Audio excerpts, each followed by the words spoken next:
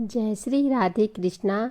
आज मैं आपको एक ऐसी कथा सुनाने जा रही हूँ जिसे सुनकर हर भक्त का हृदय भाव विभोर हो जाता है। यह कथा है राधा रानी को मिला भयानक शाप, परंतु यह शाप भी अंत में कैसे वरदान बन गया, यही इसका दिव्य रहस्य है। वृंदावन की पावन भूमि पर एक दिन शांति, प्रेम और माधुर्य बरस रहा था।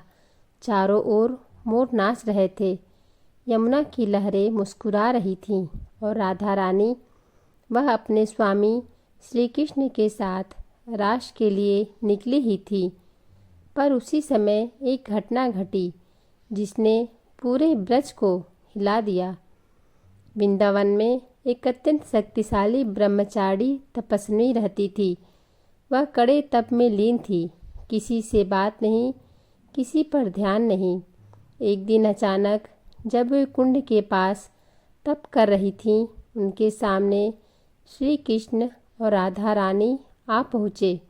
दोनों की दिव्य छवि इतनी मोहक थी कि तपस्विनी का ध्यान कुछ क्षणों के लिए टूट गया। उन्होंने जैसे ही आंखें खोली और राधा कृष्ण को एक साथ देखा, उनके मन में अहंकार जागा।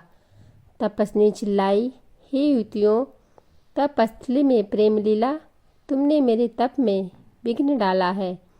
मैं तुम्हें शाप देती हूँ, तुम्हें जीवन में सबसे बड़ी पीड़ा मिलेगी और तुम्हारा प्रेम परीक्षा से गुजरेगा।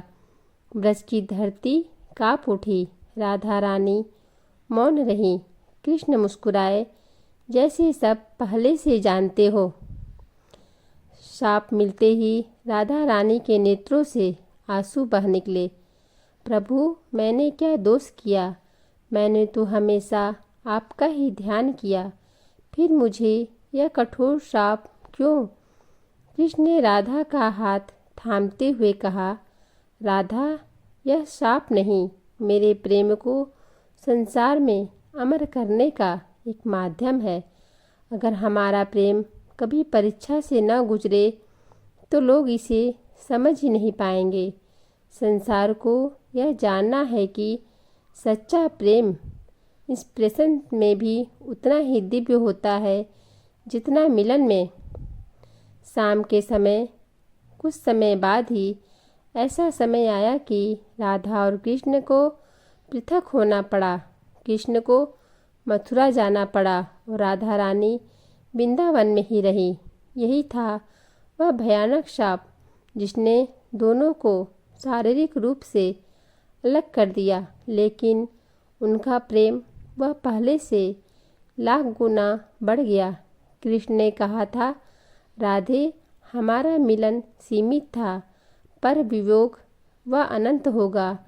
राधा रानी ने उस शाप को स्वीकार किया, क्योंकि वह जानती थी जहाँ कृष्ण हो वहाँ राधा की ऊर्जा सदैव रहती है।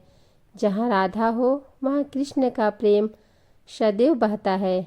शाप ने शरीरों को अलग किया, पर आत्माओं को एक कर दिया। प्रिय भक्तों, यदि आपके जीवन में दूरी आए, कठिनाइयाँ आए, किसी अपने से वियोग हो, तो याद रखना, कभी कभी भगवान शाप के रूप में वरदान देते हैं। कभी दूरी प्रेम को कम नहीं करती, उसे और भी गहरा बना देती है।